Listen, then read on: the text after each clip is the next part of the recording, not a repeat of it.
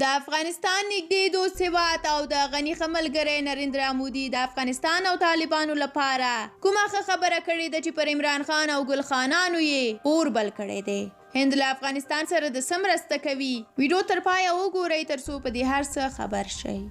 د هند لومړی وزیر نریندرا مودي په تازه څرګندونو کې ویلي دي چې دوی په افغانستان کې د ترهګریزو فعالیتونو په تړاو اندېښنې لري، خو سره له دې هم دوی د افغانستان له خلکو سره ولاړ دي. د په خبره هند د افغانانو روان وضعیت او درد درک کولی شي او تر خپلې وسې به هڅه وکړي چې له افغان وګړو سره خپلې بشردوستانه مرستې وکړي.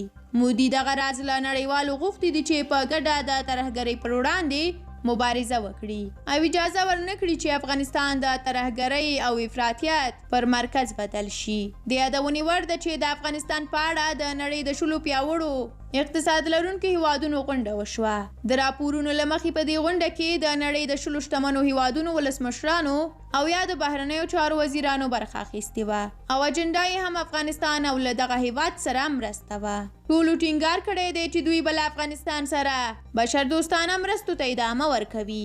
د دغه هیواد له اقتصادي ودې سره به همکارۍ کوي، خو وايي دا هر څه په دې معنا نه ده چې دوی به د طالبانو حکومت په رسمیت پیژني. په دې غونډه کې د امریکا ولسمشر جو بایدن هم خبرې کړې دي. د سپینې ماڼۍ په اعلامیه کې راغلي دي چې نړیوال باید له افغانستان سره د مستقلو مرستندویه بنسټونو پر مټ خپلې بشردوستانه مرستې وویشي او دا د مستقیم د افغانستان د نوي حکومت په واک کې نه ورکوي.